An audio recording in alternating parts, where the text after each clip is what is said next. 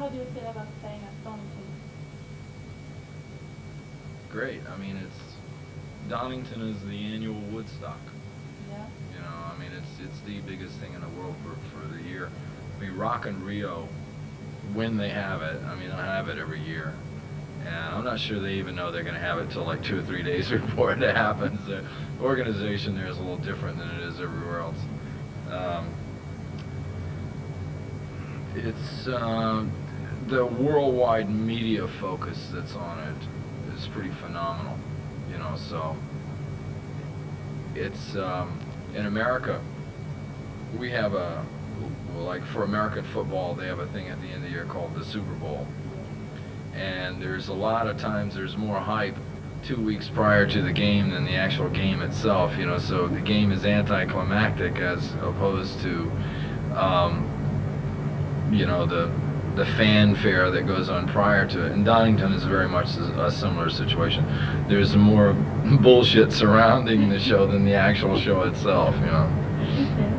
So you're really proud to be here? Yeah, it's fun. Yeah, I mean, the damage that you can do here, like I said, in a span of a week, it'd take you, you know, a whole tour to do around the rest of the world. So, you know, you can minimize your wear and tear on your body, you know. If you compare it to the last time you were here, what do you think about the lineup? Do you remember the last time? Yeah. Well, first of all, I mean, 50% of the band is different, but 100% of the attitude is different. This is it's like the band's been born again. You know, it's all my attitudes towards everything are completely different. You know, so I'm a lot happier now than I was. You know, basically because I'm making records for the right reasons now. You know, so it's almost like somebody else did it. You know, in my mind. You know, I remember doing it, but like I said, it's almost like it was somebody else. Okay. Because I've changed so much. You know, I mean, I've changed as a person, I've changed as an artist, and I've grown. And I don't think the same. I mean, the guy that wrote Blind in Texas doesn't exist anymore. And there's nothing wrong with that old stuff. And as a matter of fact, we still do a lot of that old stuff, but we do it basically for the fans. You know, we don't really do it for ourselves. You know, I'd be more than happy, or I'd be quite content to actually just go out and play new material. But you can't do that, you know, because people that supported you for years and years and years would be very offended if you did that, and I understand it.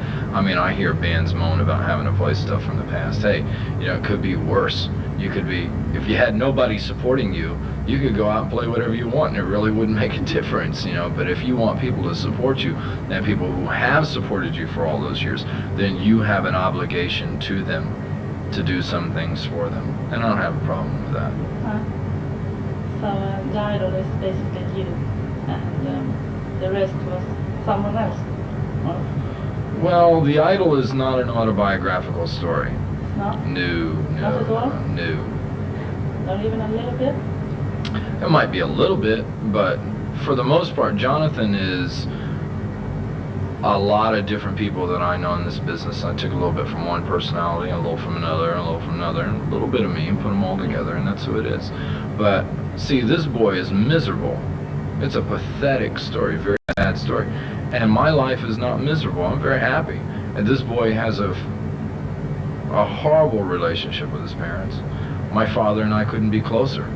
You know, I mean, if it wasn't for my father, I wouldn't be here talking to you right now. And I don't mean just, you know, in a physical sense because he made me. I'm talking about the man that he created in me.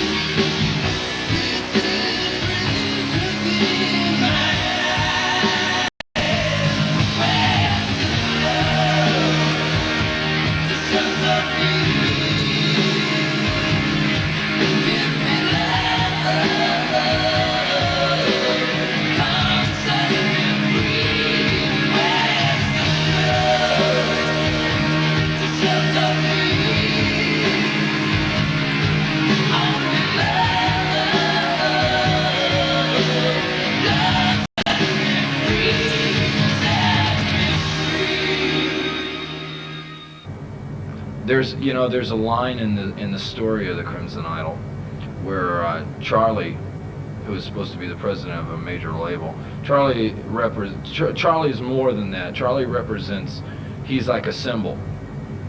Charlie is like the evil philosopher, the businessman. He tells Jonathan, he says, he's explaining to Jonathan what the morgue is. And, hence this song title, Chainsaw Charlie and the Murders in the New Morgue. And he explains to Jonathan, he says, the morgue is the place where all artists will eventually whore themselves to commercialism. It's the place where the music comes to die.